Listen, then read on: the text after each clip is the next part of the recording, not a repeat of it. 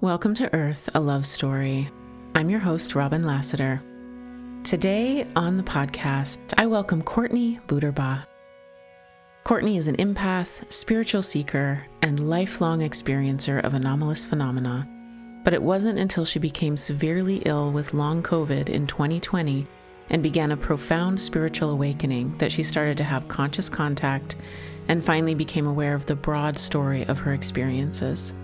Courtney shares about her visitations from the folkloric Flannel Man. Google it. It's real. He's a real phenomenon. Contact with the Mantids, as well as her experience with a 3-year retreat disguised as illness and wisdom gained through bed-ridden surrender. All of this has sparked a deep passion in Courtney for experiencer stories and an interest in using her skills as a mystic, creative, former doula, and inheritor of a familial-based folk magic tradition to be a help to those who are also doing the work of bridging humans from this profound now into whatever comes next. Courtney is a wife, mother, Appalachian, art school survivor, and aspiring bodhisattva who writes about these and other things on her Substack, The Unidentified Felt Object. Info about that can be found in the show notes. It's a great conversation. I can't wait to share it with you. Before we get into this conversation, I am reporting from the void. This strange space that I've been in for a while. I'm still here. Ever since the day that I spent in bed, fully accepting whatever this apocalypse energy is that wants to be expressed through me, the day that the fear and overwhelm and urgency finally peaked and broke like a fever, ever since that day, I have been in an entirely new landscape. Something cracked, came apart, dissolved. Roadmaps and markers have been obliterated. It's all quiet, spacious, strange, confusing, and filled with seemingly endless possibility around here. I'm all wave and no particle. On my best days, this feels exciting and preparatory, like maybe I'm being drawn into a new stream of consciousness and reality, which, once I get my footing, might be just the thing to help me navigate our quickly changing world. I'm suddenly aware that there's a new background frequency unfolding, all on its own. And it's not just me. It seems that it's moving through a collective of us, and rather than try to figure it out and control outcomes, the easiest thing that I can do is to just say yes. Deep and subtle patterns and stories and structures are being cleaved away, both inside and out, leaving an unsentimental truth with a capital T. And the more I trust, the better it seems to go. Some days I find myself clinging hard to the river's edge, feeling groundless and in terror of being swept away. I'm finding, though, that it's the clinging itself that's causing all the trouble. Did you know that when a caterpillar makes a chrysalis, she dissolves into a soup of goo made up of old caterpillar structures, and there are these previously dormant and quiet bits called imaginal cells, which have been there all along, and they suddenly emerge and eat the old dead things and transform that goo into wings and legs and antenna. I imagine that feels something like this. I am in a chrysalis, and as much as part of me wants to hurry this along, I am clearly not in charge here. Affliction arises when I cling and when I try to speed things up. Surrender seems the way to go, so I'm practicing leaning into this emergent, exploratory, risky, and dare I say, playful new way of navigating reality. I have a feeling that I won't recognize myself when I finally do arrive, all wet-winged and nascent, into a bright new landscape. At least, that's what I'm hoping will happen. In the meantime, I surrender to the wave, to the stream, to the chrysalis. I surrender to all of the mixed metaphors and more. It's actually not so bad. It's sort of blissfully quiet when I'm not worrying how it will all turn out. From this space, there are a few solid things emerging. There's a wingtip, a ripple, and I'm grateful for the clarity when it comes. First, the mystery school for the brokenhearted is slowly but surely arriving. The vision statement came through in a chunk at 3 a.m., rising out of the gooey silence, and I woke up and dutifully wrote it all down. That statement is on the main page of my website now, along with the basic structure of the school. It's all still cooking, and the fastest way to go is slow, but the very first course of the school has officially arrived. Wayfinding the Sacred Interior begins January 11th. Over 6 classes, we will illuminate the ways in which the overculture disconnects us from this very real landscape, this sacred interior. We will move from the imaginary to the imaginal, learn to connect with guides and unseen allies, cultivate rituals and practices to navigate the inner worlds and edge worlds, open dream space as a portal, and more. This course is the first prerequisite for deeper work inside the mystery school. And this will be a live teaching, a group journey. I may offer it live again, or in the future, I may offer the recording only. So if you want to make sure and get in on the live group journey coming up in January, check it out at robinlassiter.com, and discounts are available for patrons. Also, if you have been a member of the Bridge Collective or the Becoming Apocalyptic Mother cohort, please, of course, join us if you're called to join. And you've already met this prerequisite by being part of these cohorts. Again, you can read more details on my website, but if you have been part of these 2 collectives, you do not need to take this prerequisite to go deeper into the mystery school. Okay, that's part 1. Part 2. I am taking on 2 to 3 new clients to work with between now and late March. I will likely go into long retreat in April, so if you want to work together for a few months before then, now is the time. And for my current clients, keep an eye on your inbox for a special offer. Part 3. We're getting there. This is a big one. The 9-episode Apocalypse series has very inconveniently insisted on becoming a book, my second book. And I've said yes. So there's that. And finally, I love experiencer stories. So while I'm working on the book and the mystery school and my own deepening spiritual practice, I will continue to focus on highlighting experiencer stories on this podcast. I think that that's it for now. If I come back in the next episode and report that I've decided to walk the Pacific Crest Trail or go into silence for a year, or that I've taken up ice dancing or something like that, don't be surprised. This strange open space is bringing up some interesting twists and turns in my life, and I am left with nothing else to do but practice deeply trusting life herself, moving through, and I will go where she calls. Thanks so much for listening, and please enjoy this wonderful conversation with my friend and fellow experiencer, Courtney Buterbough. Yeah, I guess when you start to tell any sort of experiencer story, it's weird because I never know where to start exactly, because everything is interpenetrated, and you think you know where it starts, but then it jumps around and things become apparent only in hindsight. And so, yeah, sometimes it's really hard to figure out where the beginning is, and sometimes the beginning feels more like the middle. But to truly try to go back to beginning in this life, I guess, because I mean, where is the beginning? Is the beginning past, how this goes. But I would say I had a probable near-death experience when I was 18 months old.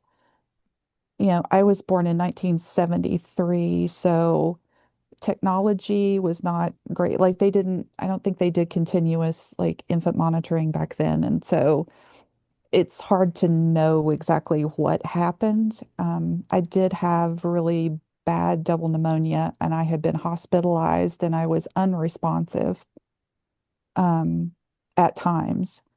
And I realized that this was a probable near-death experience only like 3 or 4 years ago as part of this awakening process that I was, was going through at the time because I was just laying there one day in the spaciousness and strangeness of all of that. And I'd had some out of body experiences and I was thinking about other things. I remembered that I had been very ill when I was small like that. My parents had talked about it and I remember just kind of logging that as, oh yeah, I have a memory of that because I have actual memories from my normal, ordinary waking conscious life of that time that have been verified.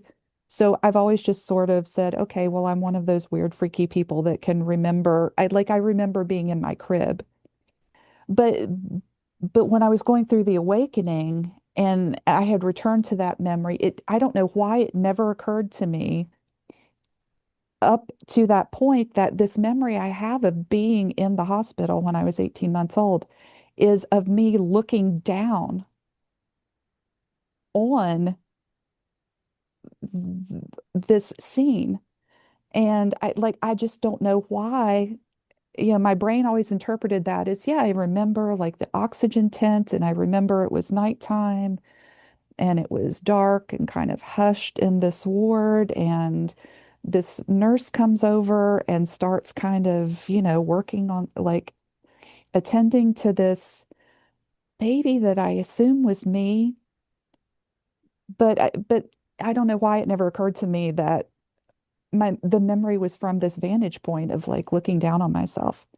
And that memory was associated with what felt like a very adult understanding, if that makes any sense, of just this absolute peace and um, everything is so okay, you know? And I think that probably was a foundational experience on a couple levels because I think it set up all of that weirdness that tends to go along with near-death experiences, but also it resulted in me having some sort of even subconscious, like fundamental understanding that there is more to all of this, and also it will be okay. But yeah, I that's the only thing that happened in that near-death experience, was just that awareness that I was outside my body and just had this sense of like warmth and peace and detachment. But then, yeah, I was a weird kid. Growing up, I was extremely introverted and very like deeply spiritual and always very empathic. I was identified as high IQ when I was in kindergarten, actually. And they sent me like, I was in kindergarten for 2 days and they sent me to first grade. And so I was always like a couple years younger than all of the kids in my class. And I was the weird one in the herd because, I went to an elementary school where I was the only kid that had been identified as gifted or whatever. And I went to this special magnet school one day a week. And, like I was the nerdy little weird one in the herd. And, kids try to eat the weird one in the herd. So, I had a lot of difficult experiences. And again, I think that resulted in me having some out of body sort of things because I have these memories of like looking down at myself on the playground when I was being bullied. And it was almost like, "Oop, okay, like I would pop out of my body or something." Um, and I have an awareness of seeing spirits from a very young age. I had a across the street neighbor that used to watch me sometimes after school. And, her husband had passed, and but I could see him clearly standing at the head of the stairs, which at the time I did not know that he had passed by like falling down. He had a heart attack at the head of those stairs and fell down. And, when I was at her house, I would always kind of like hunker up and run past the foot of those stairs because it just creeped me out. And I could see him standing there. And he wasn't scary. So I think he was just keeping watch over his beloved wife, but I could sense he was there. And I've had all kinds of, just seeing and sensing spirit related experiences. But I was older, I think, probably a young adult before I really started to kind of understand that that's what was happening. Because I used to think I was just a really imaginative kid. Because I would go places with, say, I'm an only child also, and I was introverted and didn't have a lot of friends and was kind of socially isolated. And I went everywhere with my parents. And, like my mom would take me to the post office and when I was little, and we would stand there in line. And like I was never bored because I always thought it was my imagination because I would see people in the space that I knew weren't really there, but I thought it was my imagination. When in fact, I think I probably was picking up on spirit energies and was just sort of able to perceive them. But then I would make up stories about them in my head, which probably were actually like based on real information that I was receiving, and just not aware of how that process was unfolding. So I went through, I mean, I had a very happy childhood, growing up life. I was very fortunate. But then I had a lot of trauma from a first marriage. As many empaths do, I wound up with an abusive narcissist, and that was the next 20 years of my life.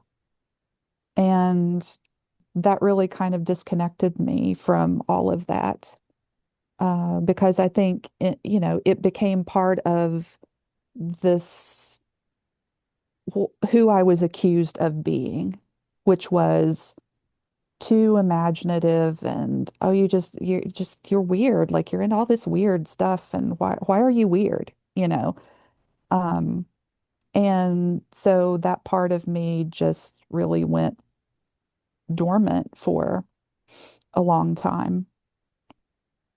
And I fortunately eventually left that relationship and, have been able to heal from that. And that's been great. But as anybody with like complex trauma understands, like that's a whole journey unpacking that. And uh oh, this is not unfolding the way I thought it would at all. So um so yeah, we'll just loop around in time. It's fine. So after that relationship ended, when I was around 40, then I spent the next decade kind of finding myself again. And during that 20 years, I found Buddhism. And I mean, it was funny, my ex was the son of a minister, a Presbyterian minister. And, understandably, this man of the cloth who was very abusive to his family, religion was not a cool thing. And me having religious expression or really even any kind of spiritual expression was a dodgy situation in that relationship. But Buddhism was okay because that's a philosophy, right? That's not a religion. And so somehow that was a tolerable, avenue for me to explore like this need that I've had since I was very young to have a spiritual life and path and, way of questing and trying to find that connection and understand all of that. So I started out in Zen and then found my way into Tibetan Buddhism, and that was just home. That was just wonderful. And so I started meditating and, I took refuge vows, I took bodhisattva vows. Like I really practiced that wholeheartedly and with a lot of, positive effects to myself and a lot of wisdom gained, I think, through that path. And it's something like I would not call myself a Buddhist. I wouldn't call myself anything really. I think I've kind of come to understand that I'm just spiritual and I had a past life as a Tibetan Buddhist. So I think that's part of what drew me into it in this life as well. And so I see that in some ways as just picking up a through line and starting to weave some of those things together that have been through lines through the insight I've had into past incarnations. Because I have had some spontaneous memories surface of three past life incarnations. And the first memories of that came through when right after I had my daughter. And, like we don't need to talk about liminal spaces, right? Like I think we both get how weird and tender those spaces are and how they, just kind of like they're ripped open spaces and very weird stuff can happen in those ripped open spaces. And so I would be lying there at night, like half asleep, nursing my daughter, and I just started having these memories. And and I remembered a couple lives, one of which came through with so many details that I kept my journal beside my bed and I would just kind of write this stuff down. And there was a life that I remember in 17th century Connecticut that things came through. I would just hear words and I'm writing this stuff down phonetically because I don't really understand even what I'm hearing because of what was obviously the accent, like the way the English was spoken at the time.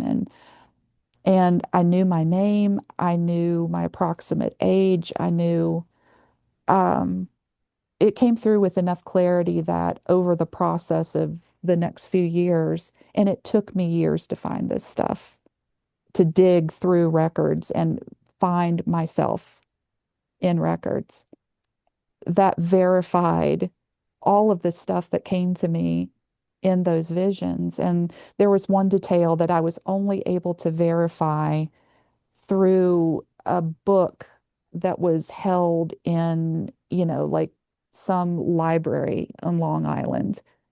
And so this is the kind of stuff I know I didn't passively absorb it on the internet somehow, which is always one of the things that people eh, advance to debunk past life memories. Well, this is just something you absorb somehow. And it's like this is in a book that only exists, in or Long Island. And it's like, how could I have just passively absorbed that through the internet? Like, so, again, I don't claim to understand how that all works, right? But the lives that I have been able to remember, it is very clear to me how those connect to this life, that there are those through lines of story and of energy and self-evolution and things that I'm clearly picking back up from those past lives and, braiding into this one.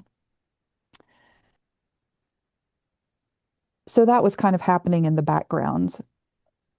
So it wasn't that during that 20 years of sort of wandering in the woo wilderness, it wasn't as though things didn't happen, but it wasn't, the floodgates were not open like they are sometimes.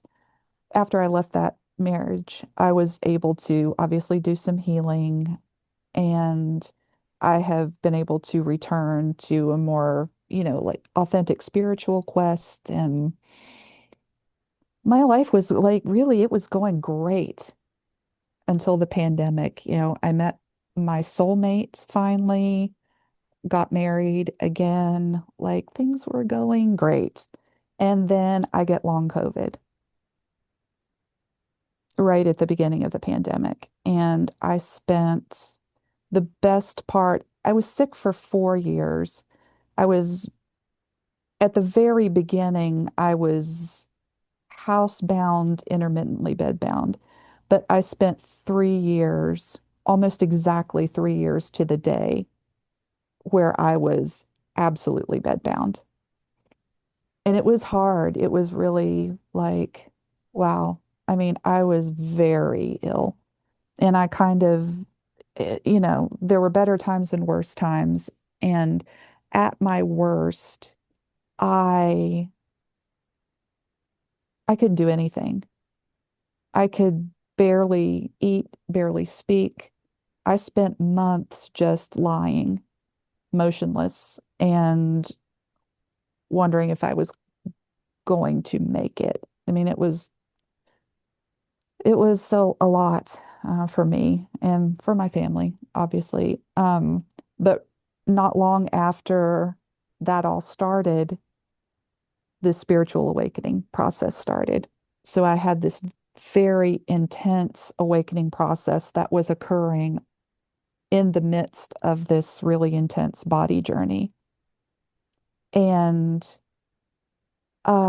it began with out of body experiences. I would just spontaneously go out of body.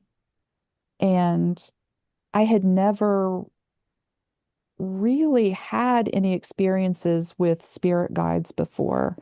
Although I will say, and again, going back to another very liminal time, when I was transitioning out of my first marriage and my life just exploded. And I was trying to figure out, okay, I've got a small kid. How am I going to make my life work? Because I was not at the time set up to be, supporting myself. I had been working as a birth doula, which was a great job that I loved. Not a great job for supporting yourself entirely. So, I mean, things were chaotic, things were intense. And one day I was sitting in my kitchen, having a cup of coffee, and all of a sudden there's this guy in a flannel shirt that just shows up in my kitchen. And he proceeds to just drop all of this crazy wisdom on me. And we had this, like he would just show up periodically. And and it was sort of like this channeling experience. That's the best way that I can think of, that he would show up and I channeled him into my journal, and stuff would come through him that was related to things I was working on at the time. It was spiritual wisdom and he was very folksy, and it was just so odd how, and I'm like, are you a spirit guide? Who are you? What? And like, but you can't be a spirit guide because like, I'm from West Virginia. I'm like, you look like some like mountain man. And he had that accent, and he would show up and just drop all of this like hillbilly yogi, wisdom on me. And, this went on for about 6 weeks, and I was like, well, that was weird. And then just got on with my life. And so again, it was something I just sort of put away. And then when the awakening process started, it was about 10 years later, then I had others, I had another, my main spirit guide came forward. And then I started, in retrospect to think about, oh, was this guy, was he also a spirit guide that just kind of came through for that one time? But also, why? Then I later learned about, the entity Flannel Man. And I'm like, what? Okay, why did Flannel Man come? And like, I could go down a whole rabbit hole about like Flannel Man and how I think that, he's somehow like this liminal guardian and whatever, which would be a cool rabbit hole, but I'm not going to go down that rabbit hole right now. So, uh, when I had long COVID and the awakening started, this spirit guide came forward and took me on some out of body experiences. And initially, I couldn't really see this entity very clearly. All I could perceive was feminine type of energy and really huge eyes, like very large eyes. And I had encounters with Archangel Michael during this time. I was going on these out of body journeys with the spirit guide. I would say that in some ways, the spiritually transformative experiences that I had as part of my illness was sort of like a near-death experience in slow motion because I would have all of these spiritually transformative experiences. Like my guide took me to this place that it was clearly another dimension and it was made out of sound. And it's one of those ineffable things that it's sort of like if you're an experiencer, you probably have experienced something close enough to it that you sort of get what I mean when I say that it's everything was made of sound and everything was made of frequency. And it was so beautiful. It shimmered in colors, but the colors were sounds. And like, I, it was love. What I experienced, I still get emotional thinking about this, just how complete and powerful that sense of basking in the unconditional love of all that is. And, my spirit guide told me at the time that, I'm going to take you places and I'm going to show you things. And this is one of the things that I really wanted you to experience was just this feeling of unconditional love, because this is the substrate of all that is. I had void experiences. I had other astral experiences. I became very, very weirdly like my energy body went crazy for a while. I started having bizarre, lucid, vivid dreams. I had a couple premonition, like, precognitive dreams that were unsettling. I felt like I was just, as part of this process, blasted open. And I had I couldn't deal with it. I mean, it was really stressing me out. And this was earlier in my illness when I still had some functionality.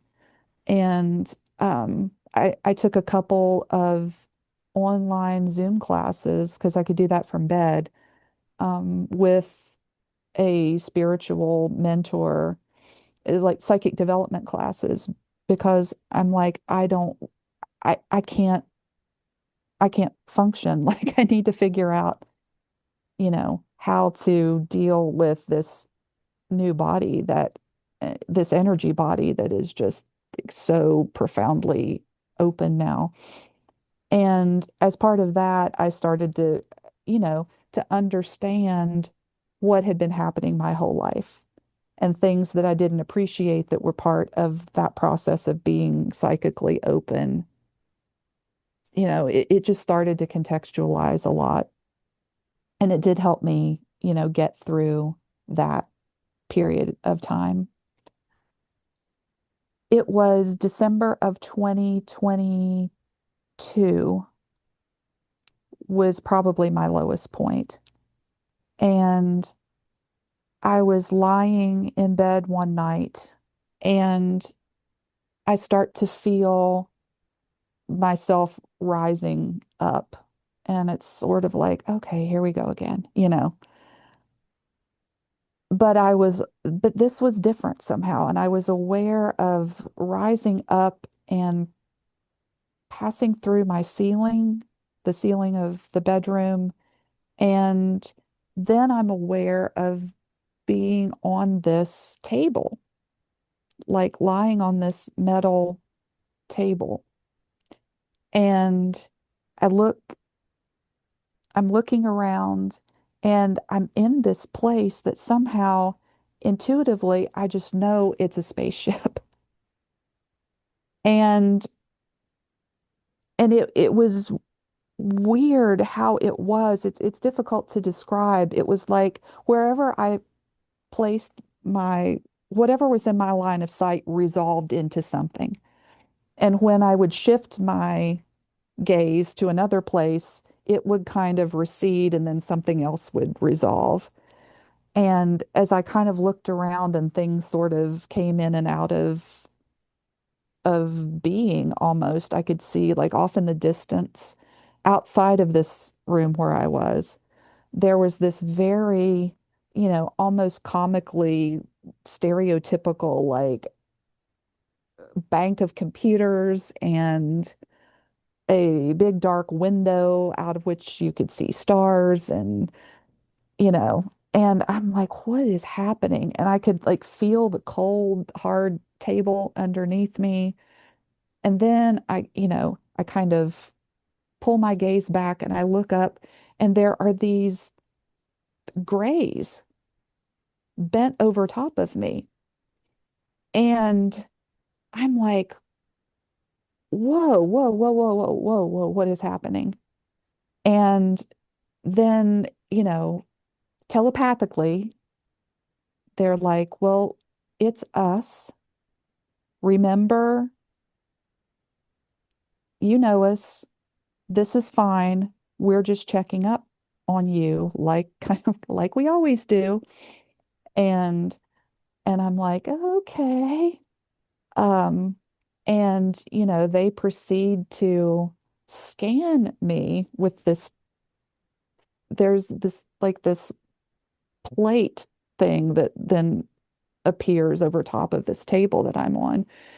And I can feel it going, like taking me apart. Like there was this feeling that I was just sort of dissolving molecule by molecule and then sort of coming back together as this thing scanned me.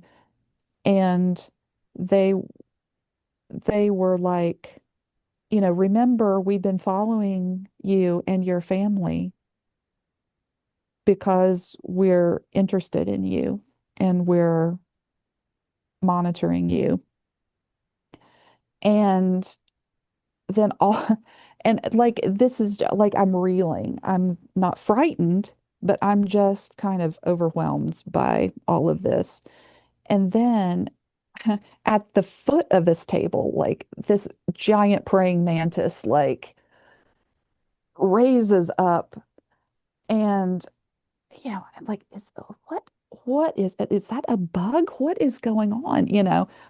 And this praying mantis was also sort of like, yeah, don't you remember me? It's all good. It's all good. And this mantis was like, yeah, I'm just checking in. We're just checking in. It's all good. And then the mantis goes away, and then I'm back with the grays, and they say they told me that when the time is right, you'll be healed. And then all of a sudden, uh, like one of the grays pulls across this, then pulls this holographic screen over in front of me. And I start seeing this video that's these really extremely sped up scenes of sunrise, tsunami, mushroom clouds, floods, fires, animals. I mean, it was just this rapid, really sped up video of all these kind of apocalyptic imagery, but also imagery of, very recognizable earth, like nature. Um, and then all of a sudden, boom, I'm back in my bed. And I'm laying there, just like, what on earth happened? And the room is palpably full of static. And the lights start flashing. The lamp in the room starts flashing on and off. And I'm like, oh, okay. I really, that was a lot because I certainly was not, I- like ghosts and psychic stuff and past lives. That was all fine, right? I was okay with that. I had come to terms with that in my life. Aliens, Like this was completely, aliens had always been a bridge too far. I had never felt drawn to aliens or UFOs, like wasn't even curious about that. And suddenly I have just had this experience that for all intents and purposes, I was on it. I was on board a UFO. And ah, that was a tough one. And, as soon as I started feeling well enough to like pick up my phone again and sort of be able to tolerate screen time, then I started looking up my experiences and finding out that, oh, mantises are a thing. Okay. And all of these things that I had experienced were common features of, the onboard craft experiences. And I'd never read about that. And I'd never, like, that had just never been part of my world. And then my spirit guide reveals that she is a mantis. And she was kind of like, and then I could see it. Then she let me see her in her full glory. And she was beautiful. She's like white and iridescent and like gigantic with these huge eyes. And I could see those huge eyes, like she let from the very beginning. But I was appreciative, right? Because I think if right out of the gate I had, you know, a giant interdimensional mantis had shown up and been like, I'm going to take you on a spiritual journey, I would have been just no, I would have noped out of that right away. But yeah, in their eternal wisdom, the beings rolled that out to me gradually. Um, but then after I had that onboard craft experience, then I went through another really intense period of I had multiple other experiences with the mantids. And again, in retrospect, I started thinking completely differently about some memories that I had of my childhood. Like, why did I remember hiding in my bedroom closet? Why do I have these memories of when I was a kid? I did daytime drills where I made sure that I had a place in my closet that I could go hide if I needed to. And I would take a few minutes out of my day as a kid and I would go in my room and slide open my closet door and get in there beside the toy box and the clothes hamper and shut the door. And I would just sit there and kind of like, okay, making sure that it was a drill, making sure there was still a space there that I would fit into and that I could get. And like I had no insight. I remember doing that, but I had no context for that. And then I had this other memory of where I was hiding in the closet at night and there was a light coming through the doors of the closet were those louvered sort of doors. And through the slats of the doors was coming in like this intensely bright light, this just wildly bright light. And I'm in the closet hiding. And I remembered a nightmare that I had when I was probably about 2 or 3 years old, because I was standing on the back of the couch in the house I grew up in the room where we had our TV, and the couch was against these windows. The back of the couch was against these windows that looked out on the street, and I was standing there at night, and it was summer, and I was looking out across the sky, and it was dusk, like deep dusk, right before it goes to full dark. And there was this really bright light, and it was getting closer and closer. And I remember thinking, they're coming, they're coming. Oh no, they're coming, they're coming, they're coming again, they're coming. And that was the nightmare. Well, you can bet that now I'm kind of reevaluating that nightmare. Like, was that a nightmare or was that a memory? Or, so then I go through this process of reevaluating all of these things that I either remembered from childhood or maybe, a couple new things emerged that I hadn't remembered. So this process of sort of going back through and revisiting a bunch of things that now came forward, this was happening at the same time and in parallel with all of these other awakening experiences that were happening. And yeah, it was crazy. It was intense. And this is when when I got well enough again to be able to do screens again. And this is when I learned that experiencers are a thing. And I was, okay, I guess I'm an experiencer. And I had some other on craft experiences 2 or 3 other times.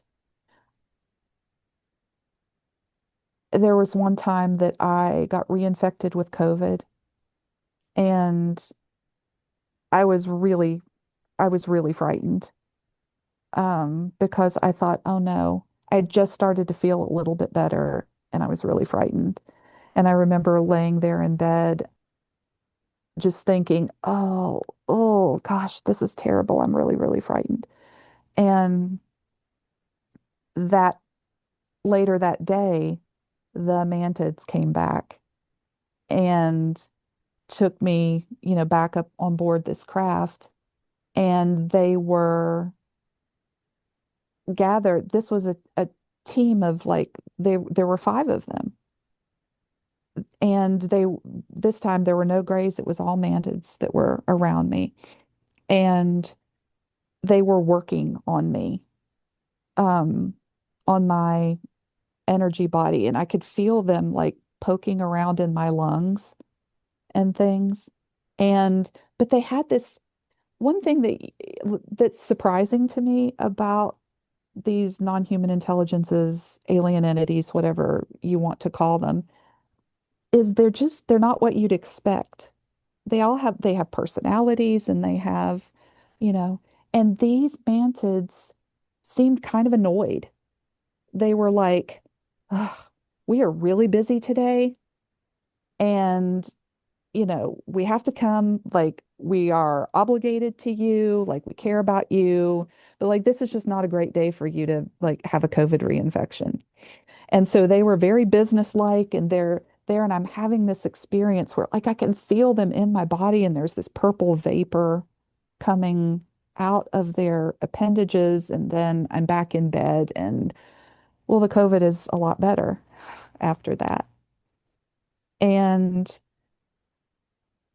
I also um, started having these experiences where I was having closed eye visualizations, is I guess the best way that I can think of to describe these. When my eyes were closed, I would suddenly start seeing movies playing. Sometimes they were random images, sometimes it looked like weird scripts and things scrolling by rapidly. I sometimes it was like walkthroughs of buildings that I didn't know what they were or where they were. And another time it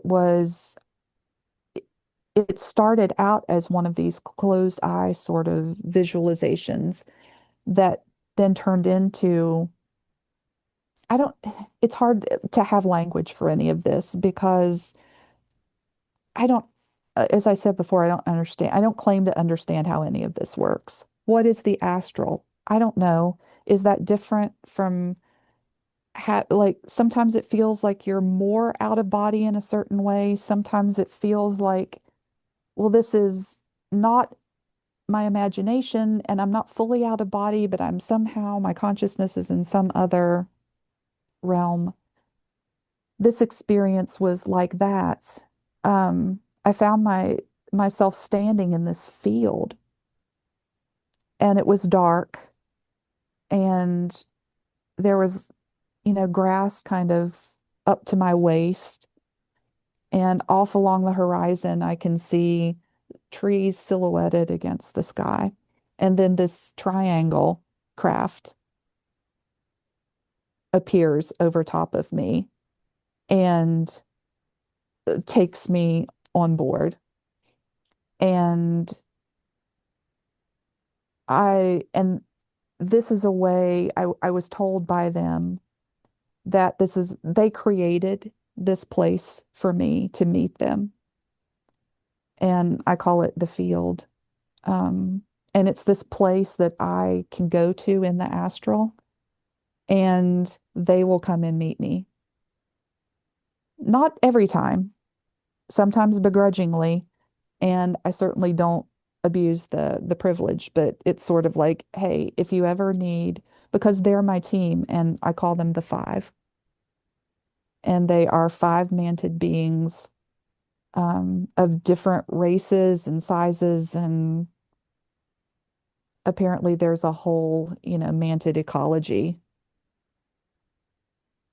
And my spirit guide is an energy being that takes mantis form, but really she's told me she's very ancient. And she takes mantis form and works with other mantid races that are somehow closer to like actual ETs, but also they're somehow related to actual mantis insects that are on the earth. Um, in some, yeah, like very mind-bending ecology. So I got introduced to all that as part of this awakening. And I built my relationship with these beings, came to terms with things that had happened in the past. I remembered a missing time experience that I had had once when I was out hiking that, I just lost a bunch of time and then reappeared in the woods somewhere that was really far away from where I should have been. And I, kind of had no idea how I got there.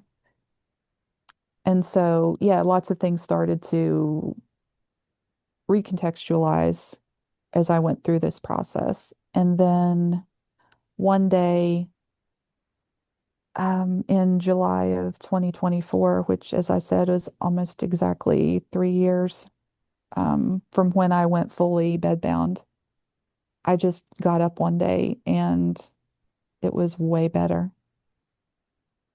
And within a week, I was walking around the house a little bit and it came back. And, this level of basic functionality. And I'm not 100% well. Um, I may never be 100% well, but my spirit, my beings have told me that, okay, you're here for a reason. You are awakening to your purpose. Now is the time. And your health will be maintained to the degree that you need it to be so that you can fulfill your role in what is unfolding right now. And clearly, what is unfolding right now is, I mean, look around, right? Like, disclosure, the apocalypse, what is even happening? And so it's comforting in a way because I've always felt like I had purpose in life, that there was this idea, which again seems really common with experiencers, that, you're here for a purpose, a mission, that we often don't know. We can't compass what that is. And I still don't know that I know exactly what it is, but I guess I trust that I will be led to it and through it. But I do know that it involves somehow working in, again, this liminal space that's opening up between where we are and whatever is coming next. And it involves working in that space. And it was so exciting to me when I found your podcast, which was when I was really still really sick. And it was really helpful and so instrumental for me in sort of coming to terms with the experiencer identity and helping me to sort of understand and contextualize these things that were happening for me. Yeah, and so I've just gotten caught up in this world now, and I'm just here white knuckling it through this period like all of the rest of us.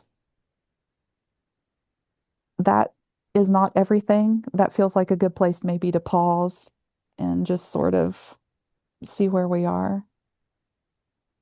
Such an honor to receive that story. Thank you, all of that. It's always, I'm sort of surprised over and over again at how nourishing it is to hear experiencer stories.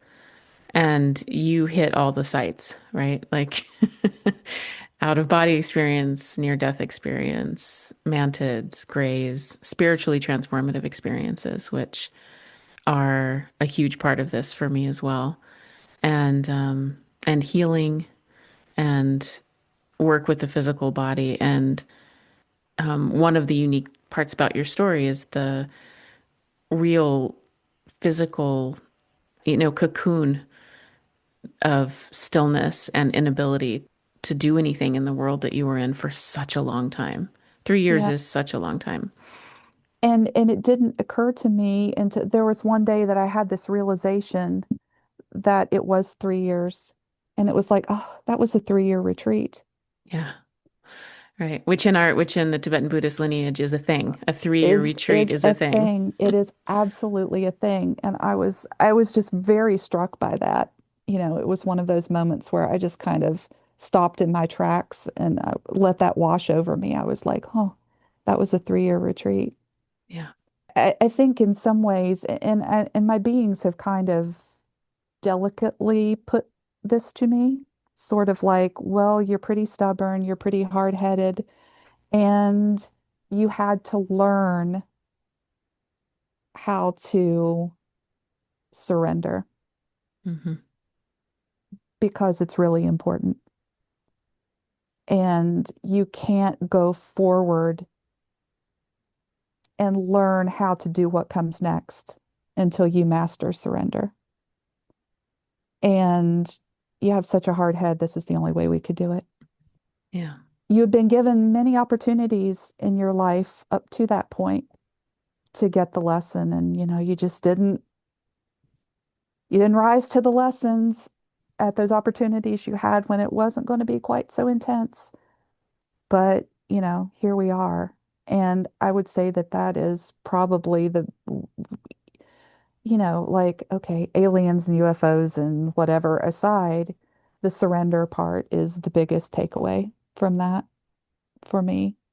And what it has felt like to be broken down to nothing, where I was forced to live moment to moment to moment.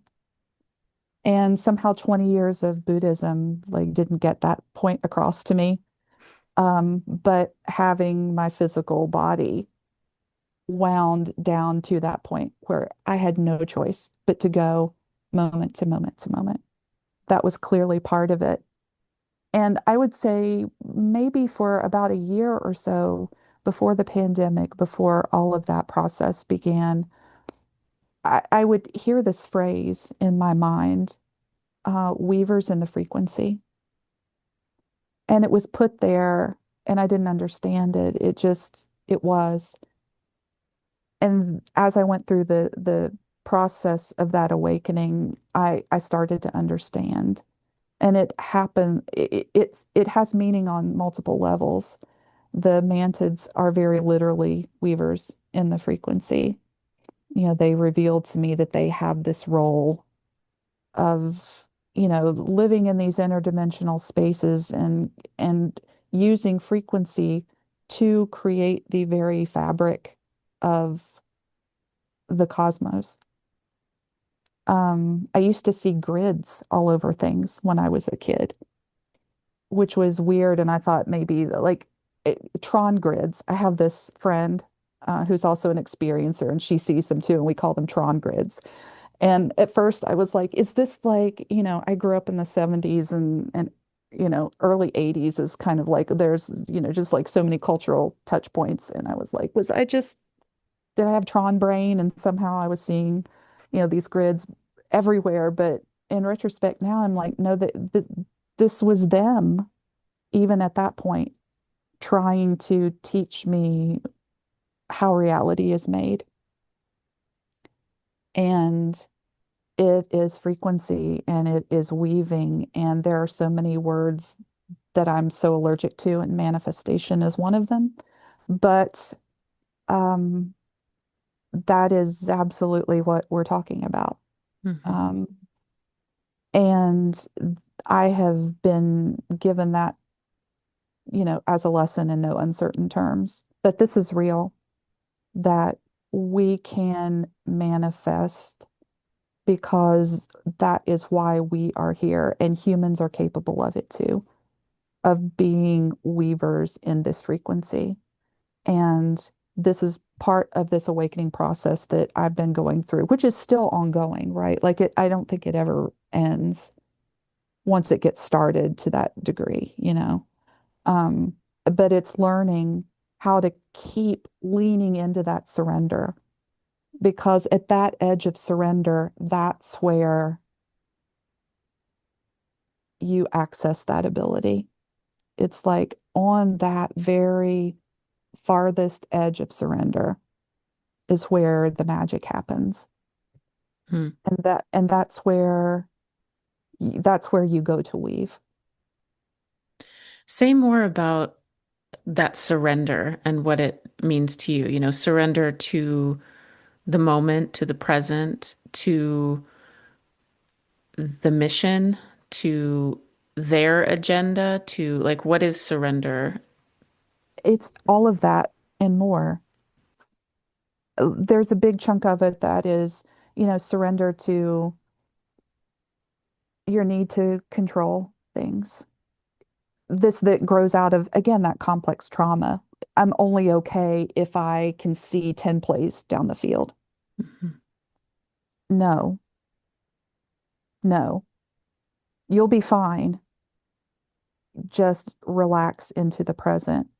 And so it means letting go of all of those constructs. But there is a level on which it's not just mental or psychological or, you know, it is very literally in your body. And it is just being in your body in such a deep and honest and real and anchored way that you feel everything about the present moment in a way that is in your physical body, but it also involves your energy body. But it is this just being 100% still and present in the moment. Does that make any sense? It's hard to describe. Yeah, it's oh, like it's so ineffable, right? And it's like I understand it, but it's hard to say what it actually feels like. Yeah. But it is just a profound presence in the physical body.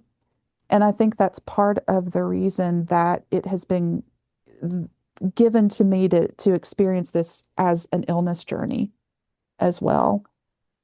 And that has obviously really interested me in embodiment and all of the ways in which grounding into the body and learning how to fully inhabit our bodies, how important that is in what comes next. And Yeah. that's had lots of implications for me, not only in my own awakening, but in, again, kind of finding my place in, like, where is my place in all of this? What is my unique contribution to this? And I find myself, as much as I love the aliens, and that's always going to be a part of my life, I'm feeling really drawn to the earth and the land and to ancestors, and the way that we are embodied in that sense. And I think that I I write, and in sharing my writing and talking with other people about my writing and my thoughts, it's pretty clear that when I talk about certain things that it touches like this vein of collective longing. Mm. And it seems to be around a shared sense of poverty in our connection to these deeper energies of land and body and memory. And like these things are indivisible, they're interdependent. And when we lose track of one, we lose track of our life-giving connection to all three. And our bodies are so important in that. And I feel this connection to, like, I've been interested, I've explored the occult, I've explored witchcraft, paganism, animism. Like there's something there that feels really like deep and juicy and right to me, but none of those things specifically have ever been right. But I feel like somehow what I've been going through with my body is also leading me through how to be embodied in this moment that we are stepping into something new, but realizing that we can't walk away from important things about the fact that we still are humans on planet Earth. And Yeah. there are things that we have to bring with us wherever we go next. And Mm. it's about discerning what those things are. And it seems important to me that a big part of what we need to take with us is that connection to the land and the ancestors and to the rhythm of the seasons. And that's really, really important, I think. And I've even had these thoughts sometimes, like, are we the way that certain non-human intelligences, are we sort of the way they experience Earth? Mm. Hmm. And we are somehow this important nexus between Earth, which seems to be a pretty special place. I mean, I think that that comes up a lot in all of these woo spaces that, there's something very special about Earth. And, I think that we need to recover what it is that's special about Earth. And we need to take that forward. And I think that somehow part of my role is to figure out what that means to be in the moment, to be embodied in a way that connects us to the land and the ancestors. And how have we effectively used things like ritual and all to do that in our human past? And what does that look like going forward? I have a folk magic tradition in my family. I'm from Appalachia, and my great grandmother was a blood stopper, um, in a folk magic tradition that, comes from the Pennsylvania Germans and back into medieval. Like it goes right back to medieval expressions of Christianity, and it goes back to medieval saints who were women, and you know women's voices, Christian mystics. That was a very embodied way of spirituality that has been taken out of the church experience. I feel like it is part of, for me, also to figure out where this fits in with religion and how all of these things tie together at this edge where we just drop into the body and we get to weave going forward. And what are the threads that I'm pulling out of the past? What traditions do we have about embodied wisdom that come to us from mystical traditions? What is the baby that we don't want to throw out with the bathwater of ways to practice religion and spirituality, and how to tie that all back down into the body, because the body is that's our altar, right? That's our best altar. This is the nexus that I feel like I'm just being drawn to experience, how we weave this all. So beautiful. And I can obviously, so much of it resonates with me. Samesies, right? Like, yeah, the body, the earth. There's a collective of experiencers who end up here, who have these experiences with NHI on spaceships, with all of these wild experiences that somehow bring us to the body and the earth.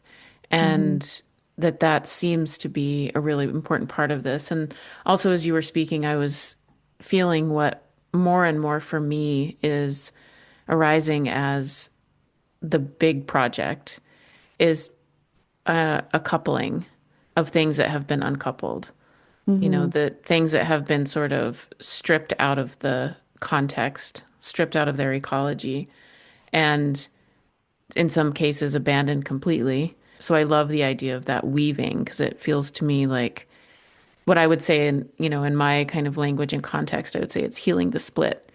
That Hmm. there's just been this split and some things were pushed away and turns out they were probably important, and maybe we needed to put them aside if there's a big collective human species project.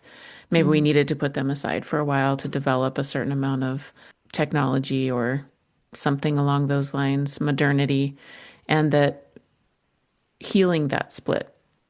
Even, having experiences where we speak to NHI or a messenger comes or an angel comes or something like that is part of our humanity as well. It just also was stripped out of the ecology of the community and the everyday and put into the hands of church clergy or members, Hmm. elders. And the everyday people were not allowed to have those experiences. And so it's also a reclaiming of that. It's like, yeah, this is Hmm. part of our humanity. And yeah, we're on an edge of something new coming. So it's beautiful. It's exciting. I mean, Terrifying. terrifying. I hear so many things in your story. We could take like 15 side Oh, I trails. know. Yeah. Yeah. And one of them being how often, trauma of all different kinds, and sometimes very specifically illness, are coupled with spiritual awakening, and Hmm. that they sort of seem to go hand in hand. Maybe not always, but certainly I would say within our community, there's a real joining of those two things, and how the paradox is there so deeply. Quieter now than it used to be, but part of me is still like, why did you scare the shit out of that little girl in the closet? And, when you said that your guides were saying things like, you're just so stubborn, we had to do this to show you, to teach you. And my guides have said to me when I, broke my ankle in a blackout drunk in a hallway in like the darkest time in my life, and they appeared and they said it was this or something worse. And Hmm. then at other times they said, we stopped you, we had to stop you. That makes sense to me. I can accept that. And part of me is like, that is rough stuff, man. That is a rough way to go about this. And so I wonder if you would just speak to that part of this, to your own agency, to the consent aspect of these relationships, to how you've kind of made sense of all of this as you've gone through your journey. Yeah, I guess I'm fortunate in that I don't have a lot of remembered trauma associated with any childhood experiences that I had. So this was all sort of dropped on me within the last handful of years to process. And I guess maybe I have processed it a little bit differently, and I haven't had some of the resentment and anger around agency because I feel like, yeah, okay, I had a 20-year experience with a human that was like way worse than that. Yeah. Um, it's what hits us, right? It's whatever hits us as the worst thing. But I definitely believe that consent and agency is an important part of the discussion as we go forward. And like my beings have been pretty gentle with me around that. They seem to be pretty respectful of my boundaries now. And I haven't delved too much into why that child was so frightened. And maybe those memories are not an important part of my process. They're not an important part of me to remember those. Obviously, agency and our ability to say no is important, right? But I also feel like what they tried to teach me is the ultimate agency of surrender. And that feels really powerful to me somehow. Because if I really drop fully into that space of surrender that I feel like they've tried to show me, then in that moment I am all powerful and everything else recedes. And that opens up then as a place that I am able to wield my agency to create something better. Hmm. And it's complex, right? Because, you talk about people in war-torn areas and people who are suffering all of these things, and it sounds horrible to say, well, just drop into your body and it'll all be fine. And I don't really know how to, like, these are questions without answers, I think, but it's certainly important to consider them going forward. And I think there's probably a space for sure in the dialogue. And there are people that are probably more called to that part of the discourse than I am about, how we negotiate our agency Hmm. going forward. The people that are here to fight the Me Too battle with the aliens. Yeah. Um, Yeah. like, I mean, it has to happen because I'm one of these people that I believe every experiencer, and that may not be my experience, but people that have had really negative experiences, I 100% believe them too. Hmm. And I am here to hold space for everybody's experience. And there are probably people for whom addressing those issues will be a much bigger part of their own particular walk through this phase. Yeah, thank you. I feel that. There seems to be a story that unfolds with experiencers where there's sort of an activation that happens or an awakening. A lot of information comes through, memories are revisited, and life is kind of recontextualized. A lot of teachings are given.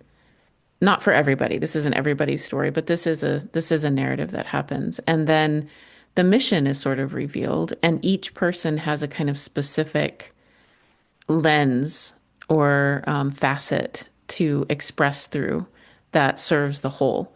And so, yeah, there will be people. I think that that has been I really stand for the body and I stand for the emotional body and I stand for the trauma aspect of it and the consent and also noticing my own transformation in that as those parts of me heal, that even my own narrative is changing around that. One thing that just wants to come through and has been like tapping me on the shoulder for our whole conversation is how similar I think the feeling sense of surrender that you talk about is to what I was given, which is the golden frequency. And it's a space of total non-resistance, full acceptance. It's non-resistance, full acceptance in the moment, in the body, and not in the mind. It can come through the mind, but it really is happening in the body. And that is a place, as you described, full of presence, full of power, full of extraordinary possibility and cities like SIDDHIS, like Yes. powers. I know you would know that word. And so that is an overlap. That's how the surrender is landing to me. And I can also feel and attest that my experience with it is very felt in the body. It is not happening somewhere else. It is a whole body experience that sometimes for me is accompanied by a lot of heat coming out or a really intense emotional reaction coming up or physical something. It's like all of these things kind of arise in that present moment to be kind of processed and released in the utter lack of resistance and the utter acceptance, and it is a very interesting power place. And I think that that's why somatics is so wonderful, because it can help us build capacity to have those experiences of utter surrender. I would say that has basically been my experience too. Hmm. Yeah, that feels very resonant about the sorts of odd sensations that come up when we really fully drop into the body, when we really fully occupy our physical form. And uh, through that process, it really has occurred to me how not embodied we really are. Hmm. Like how this contemporary version of humans, how far we have gotten from being in our bodies. It seems like we're just constantly trying to get out of our bodies, to escape our bodies, and we need to go the other way. Hmm. The only way out is in, and that's why the UFO is a gateway and the body is a gateway. And why the UFO and the body are the same thing, and why how we could talk about that, and how Yeah. it's also the earth, and how yes, yes, yes, and going back to ancient human ways of being and relating to all of those energies, and how do we meld that with technology? Because again, I don't want to throw the baby out with the bathwater. There have been things about the scientific rationalist experiment that have not been awesome, but it's not all bad.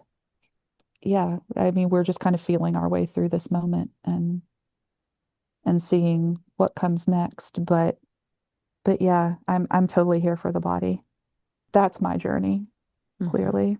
Yeah, that's my journey through this all. And apparently there will continue to be aliens because they still pop in and out sometimes. Yeah. Sounds fun, actually, at this point in my journey. It's like, Yeah, it's very exciting. I have to admit that as well. Yeah, yeah. Where can people find you? I know you have a beautiful Substack. Do you want people to find you? Do you want to put your info out there? Yeah, that would be okay. I think I'm starting to feel like that's not quite as terrifying. Yeah. Um, if more than 5 people read my Substack.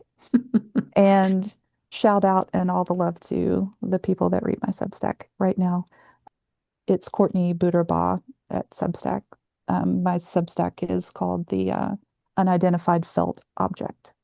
Mm. Um, that just came to me one day, as I was contemplating all of this body stuff. And, the UFO is really it's the unidentified felt object because the UFO is the body, is the gateway through all of this. And so that's where I write about all things UFO and woo and daily, and how am I weaving like folk magic into all of this, and what does that look like going forward through this embodied journey that I'm on.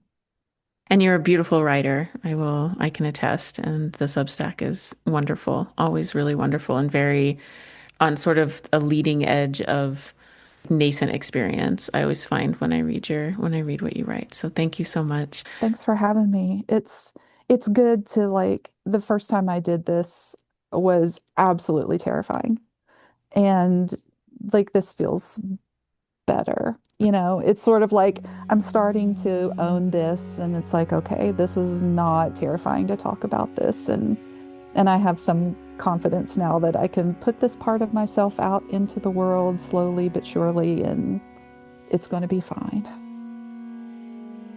Thanks again to Courtney for sharing her story. You can find information about her Substack in the show notes.